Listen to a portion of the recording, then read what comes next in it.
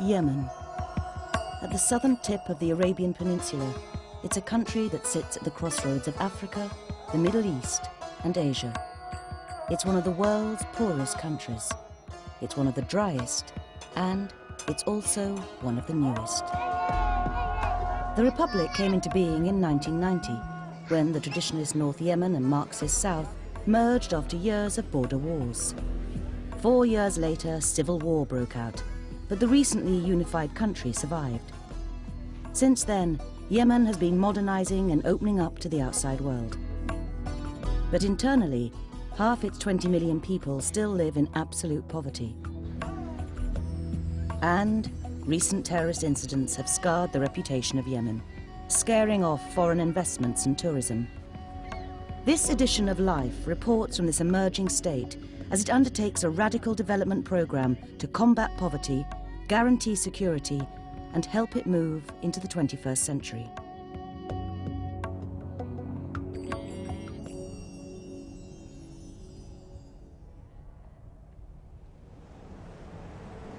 In 1994, Yemen had little in the way of infrastructure outside of the capital of Sana'a and the southern port of Aden. Its warring past and a population concentrated in 2 main cities and spread across thousands of isolated rural communities puts Yemen among the least developed countries in the world. Yemen was known as a country where nothing works. The situation was so bad. The country went, unfortunately, during the last 40, 50 years through series of conflict cycles. So this did not help the government, to really develop the capacity of government agencies. International aid in the mid-1990s was agreed as a way of promoting economic reforms and good governance. But the aid ended up being mostly urban-based, and the donor agencies found it caught up in the bureaucracy of government. It wasn't reaching the impoverished rural communities it was meant for. Yemen's situation, the spread of its population, the lack of infrastructure and the tensions of modernizing a country entrenched in traditional cultures, demanded a far more radical approach than that taken in many developing countries. In 1997, the Yemeni government sanctioned the setting up of a new poverty reduction program. It is a government, in my estimation, that understands what modernization means, and they do want to change. They're not resisting change. One of the most radical approaches taken by the government with the donor agencies is called the Social Fund for Development. We apply the concept of community-driven development. We identify the underserved areas in the country, deprived areas in the country, and we go and talk to the people, and through the dialogue we help them to identify their own priorities, and we respond to their priorities. The development program's aim is to make aid work directly for the local communities at every level. Beyond the practical developments, its planned social reforms have implications that are revolutionizing the role of women. Many newly educated young women from the cities are now working with the isolated rural communities. Lamis and Afra are 2 who are transforming not just their own roles, but their country's future. Yemen lacks a lot of basic services, and the needs is huge. The need is huge in Yemen, especially in the remote and rural areas. The object of the social fund is to create basic social and economic services to the poor people in Yemen. Social services such as access to basic education, primary health care, water, access to water, to potable water. We believe it's going to be really a long process. You cannot change attitudes, social attitudes, in 1 or 2 years. It takes really long time, and this is showing more and more with the program. We can pinpoint women who have the characteristics of leaders, and then we can take those and build on them. One crucial element of the new approach is that the development program's finance and people work independently of the government. One of the ideas was to set up an efficient institution that would be totally autonomous, financially, administratively, and operationally, and develop its own systems and policies and procedures. When Yemen set about the challenge of reducing poverty in 1997, predating the Millennium Development Goals, it faced a monumental task. 4,000 separate projects across the country were submitted for inclusion. The question was what to prioritize. People are in need in a lot of basic services. So when we started the program by running an exercise of identifying needs and prioritization with the communities, and that we managed to do with both men and women, but of course each separately. So we had a group of women working with women, social workers, and men working with men, and they prioritized. Prioritization came up with needs like water, safe drinking water. Yemen is mostly desert, dry, hot and humid. Water is a priority, and with limited access to safe drinking water, it was an obvious place to start. It's a key way of helping the rural poor. The villagers of Al-Luhayr in the mountains, 2 hours from the capital, live typically isolated lives in a harshly arid landscape.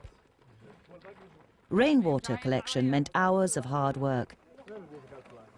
Every day, the women from the villages had to carry heavy loads of water from old, dirty, contaminated cisterns. In 2002, the villagers here successfully built a new pipeline to 3 new cisterns and refurbished the old ones. They also provided 10% of the costs. The development program provided the rest. The end result is a real benefit to the life of the village. It has a renewable and sustainable system of clean water. It also freed the villagers from the daily grind of water gathering.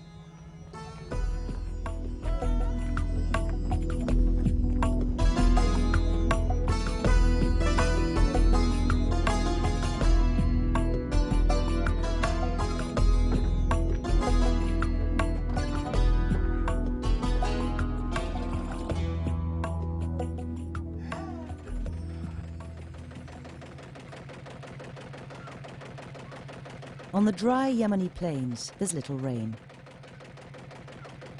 Here, costly old diesel engines pump up a limited supply of groundwater into tanks. Having a guaranteed constant supply of water is vital to the farmer's self-sufficiency and production of cash crops. It's also the only local source of drinking water. Each day, the main role of the local girls from each nearby village is to spend hours carrying water to their homes on donkeys. But water is just one project here. There's a combination approach to development.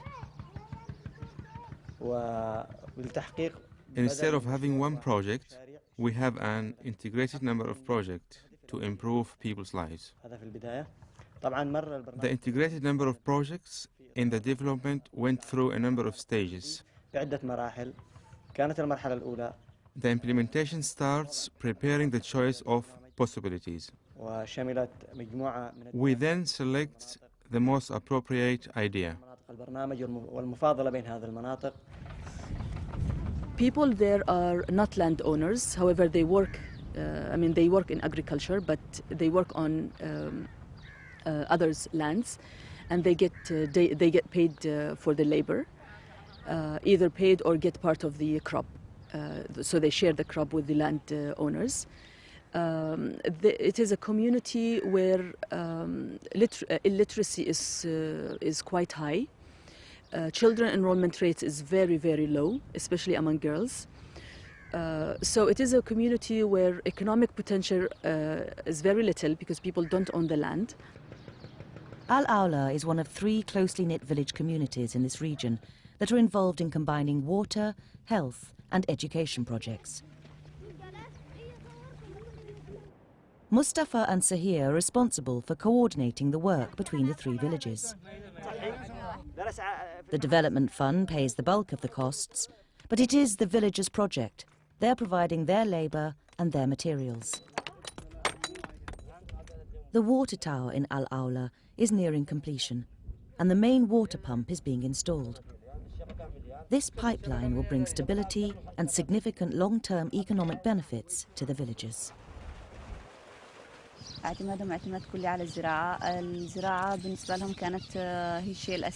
People here rely on agriculture, and it's the basic means of income. And because there is less water in the area, this has had a bad effect on agriculture.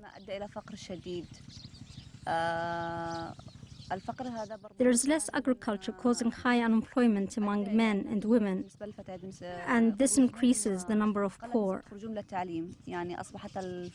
This directly affects women who are now working on the farms, collecting water, feeding animals, rather than getting an education. That applies to women and girls, and they suffer from a lack of skills to help their husbands or their homes.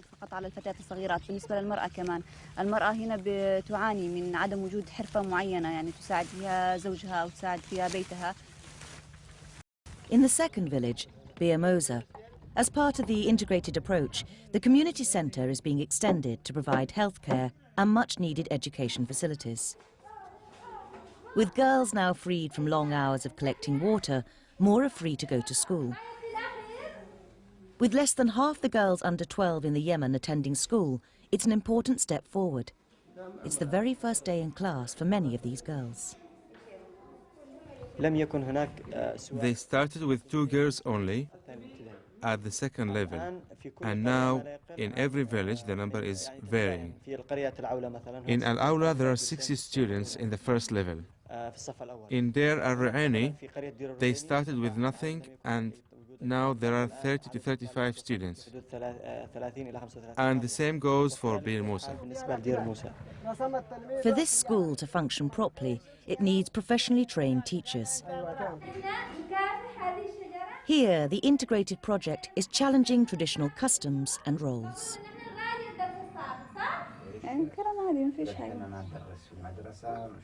I studied for 2 years at the anti-illiteracy campaign, and I was very good in class.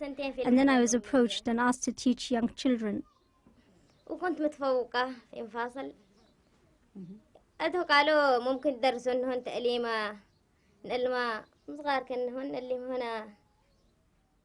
Hoda is only 17. She's training as a teacher. But at 17, traditions dictate that her brothers are nervous whether she should be filmed. Permission is eventually granted, but it's an illustration that male acceptance of new roles that women are starting to take on is at a very early stage. There is a very, very strong division of responsibilities and labor among men and women. Women responsibilities are inside the households, running the family matters, taking care of the kids. They are not part of the public arena at all, at any level. And villagers, when they take group decisions, women are excluded from those decisions. So it's men who get together, discuss and decide. Education in this part of Yemen isn't just for the children. In trying to deal with poverty, education and literacy are key elements over the long term. Illiteracy among adults is a major problem, especially for Yemeni women, 3/4 of whom can't read or write. By funding, training and opening up opportunities, the project hopes to change ingrained attitudes. The thrust of this project is complete involvement. The main aim is to advance people from stage to stage. Then, once they reach the final stage, before we leave, we make sure they can be dependent completely on themselves. The University of Sana'a now is over 50% female, which is a dramatic development in a traditional society like this. So the results are there, but the challenge is enormous, simply because of where Yemen started, where Yemen has to go. Access to primary health care in Yemen is another major issue. But here again, traditional customs can hinder change. The chewing of the stimulant plant cat is a custom which many men observe daily.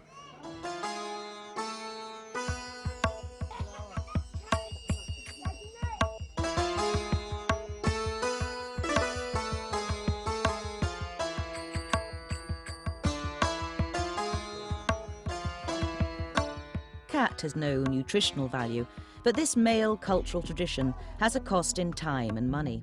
Time and money that could be better used elsewhere. In our area, if they stop the cat, he can collect his money and at least help their children, help himself to get the medicine, to get at least the enough food to improve their life, to keep their life in a good condition. Mohammed has been trained to teach health awareness in a country where less than half the population have access to doctors. Understanding malaria, nutrition, hygiene and family planning are high on both his and Yemen's agenda. If we look to the children, we can get typical idea that the food is not enough, that the food is not typical for their life. You see, some of them is eyes, their eyes is also not good. Their body is not strong because the children not get enough food. Nearly 1 in 10 of all under 5s don't survive, and half of them are malnourished.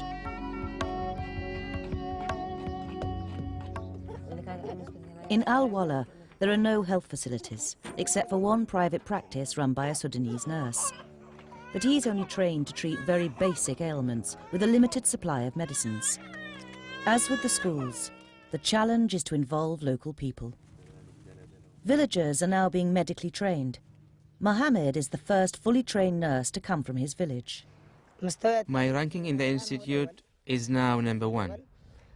It all comes with hard effort, and I hope to live up to people's expectations.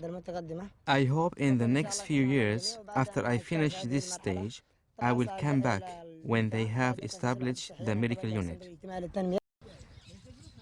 The integrated projects in these villages can only work if the villagers are involved. There's now a committee that meets daily under the trees besides the Al-Awla Community Centre. Ahmed is one of the volunteers. When I first met them, I wasn't interested, but after that, as I got to know what they were about, I encouraged people to come and join. I wasn't a member of the committee, but then one guy decided to drop out and asked me to go instead of him.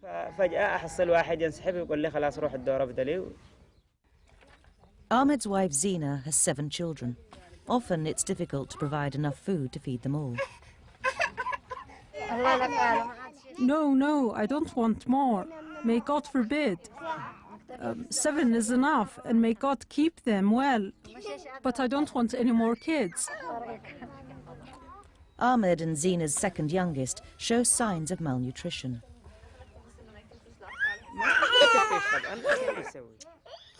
Our income is not enough, but what can we do? The problem is sometimes you get an income and sometimes you don't.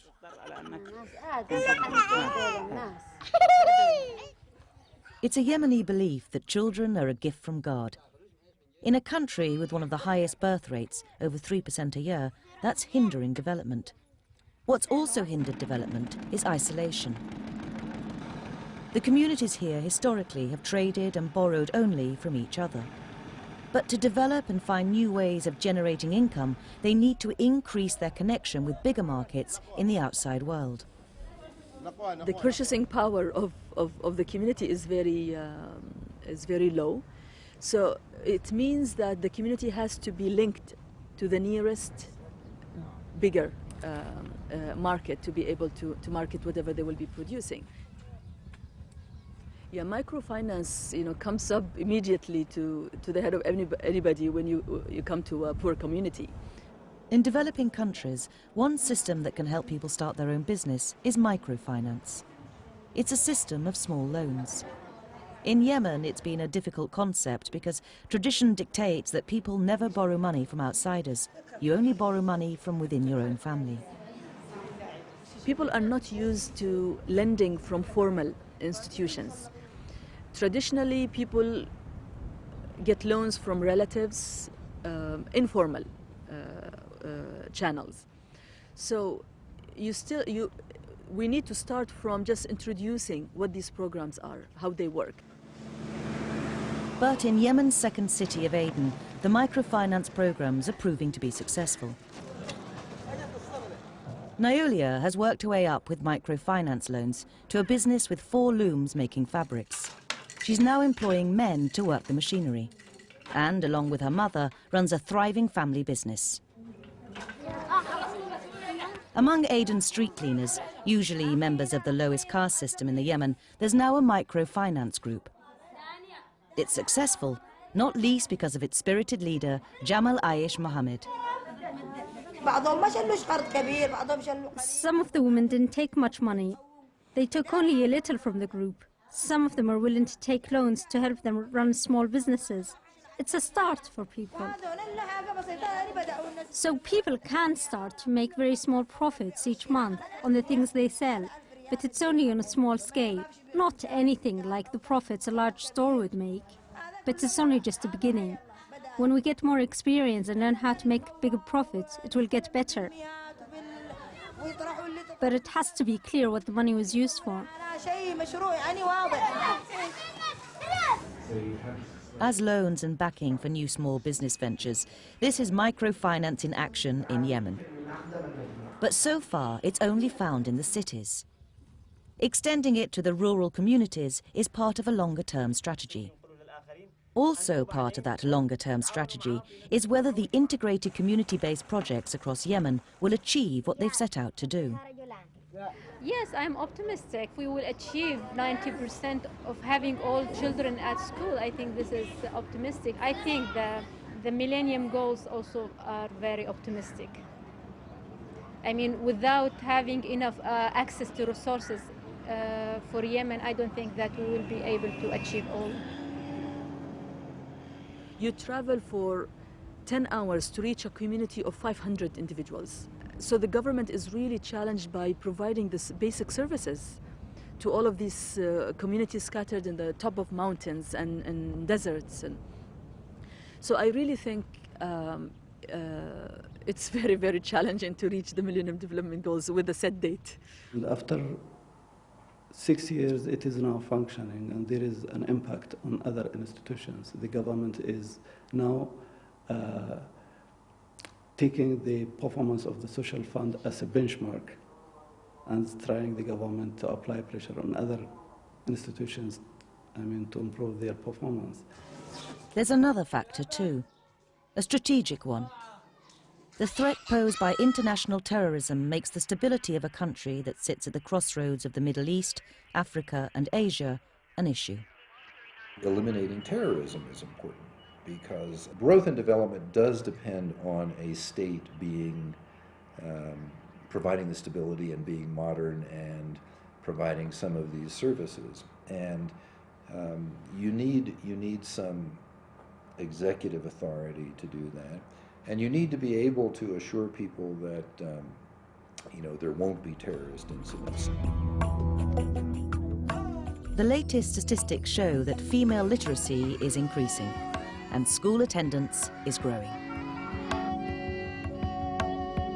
The success so far of allowing Yemen's development projects to work independently of the governments has shown that this radical approach seems to be working.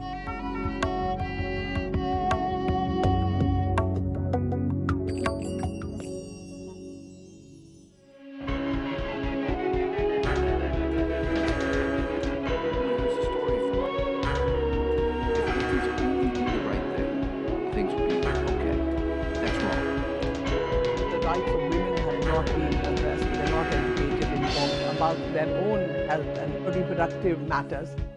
To educate girls and educate women is the best investment in purely economic terms that one can do in any poor country.